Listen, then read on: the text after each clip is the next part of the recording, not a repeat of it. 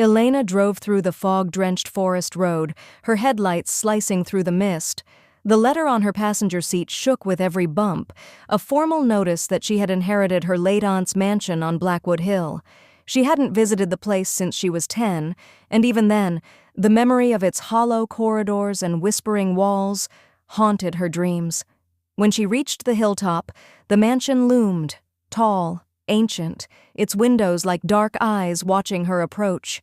The gate creaked open by itself as if it remembered her. Inside, the air smelled of dust and time. The chandelier trembled, though no wind blew. Portraits of her ancestors lined the hallway, their eyes following her steps. She remembered the last time she had been here, her aunt screaming in the middle of the night, shouting that it was awake. As Elena explored, she found the study door slightly open. Inside lay her aunt's journal, pages torn and stained. The last entry read, "Greater than, it speaks from the walls. It wants the child back." That night, Elena slept in her old childhood bedroom. The moonlight fell through cracked curtains, painting ghostly shapes on the floor. Just as she began to drift into sleep, a soft whisper echoed. Not outside, but from inside the walls. "Elena?" She froze. The voice was raspy, broken, and seemed to breathe her name through the plaster. She pressed her ear to the wall. Faint sobbing came from within. The next morning, Elena searched the house blueprint stored in her aunt's study. She discovered something odd. The corridor by her bedroom was supposed to have 2 rooms, but there was only one visible door. She walked to the spot indicated on the plan, feeling the wallpaper with her fingers. It was hollow.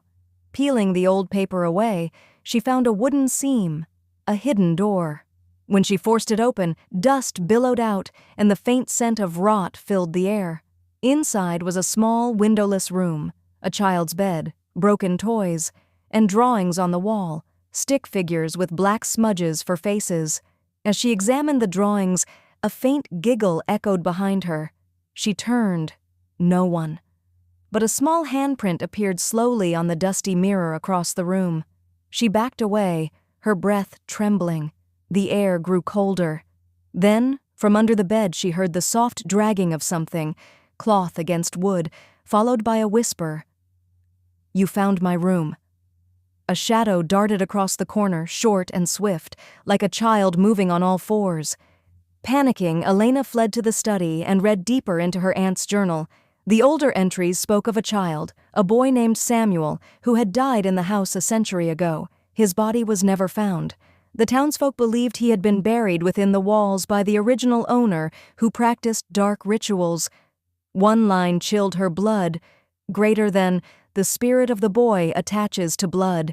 It follows the family line, Elena realized then. The whispers, the drawings, the shadows were all connected to her. At midnight, thunder rolled outside. The lights flickered and died. The mansion was swallowed by darkness. "Elena," the whisper returned, louder this time, echoing from every corner. The portraits along the hallway seemed to twist. The eyes bled black tears. She stumbled toward the exit, but the main door slammed shut before she could reach it.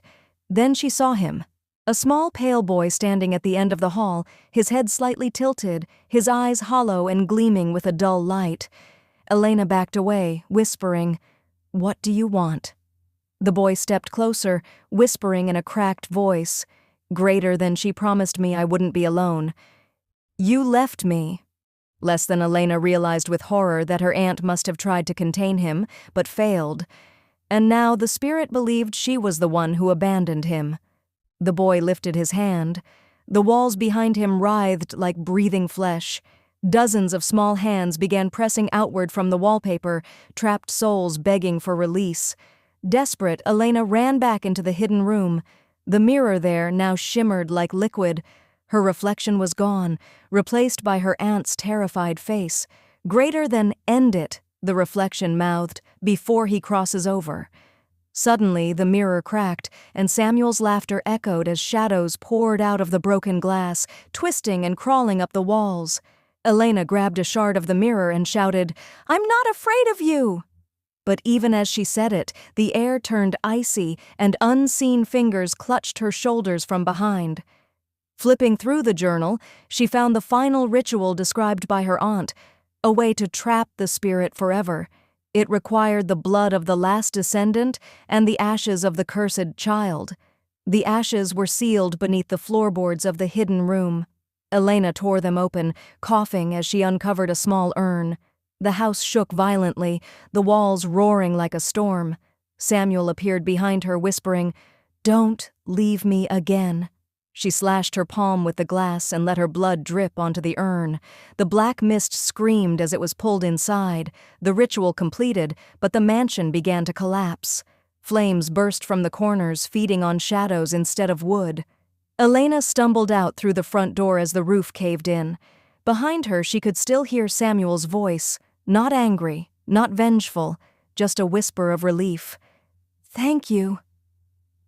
The mansion burned through the night, its screams fading into the wind. Days later, when the firemen and police searched the ruins, they found no trace of a body, human or otherwise. But in the ashes of the study, they discovered the cracked mirror, completely blackened except for one spot in the corner, a small handprint.